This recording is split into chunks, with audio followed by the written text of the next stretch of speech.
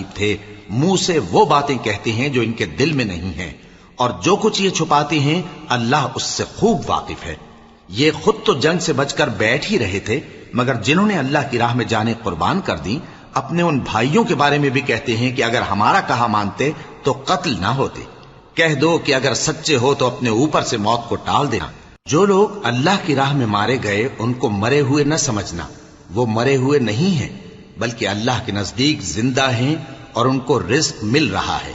جو کچھ اللہ نے ان کو اپنے فضل سے بخش رکھا ہے اس میں خوش ہیں، اور جو لوگ ان کے پیچھے رہ گئے اور شہید ہو کر ان میں شامل نہیں ہو سکے ان کی نسبت خوشیاں منا رہے ہیں کہ قیامت کے دن ان کو بھی نہ کچھ خوف ہوگا اور نہ وہ غمناک ہوں گے، اور اللہ کے انعامات اور فضل سے خوش ہو رہے ہیں، اور اس سے کہ اللہ مومنوں کا اجر ضائع نہیں کرتا جنہوں نے باوجود زخم کھانے کے اللہ اور رسول کے حکم کو قبول کیا۔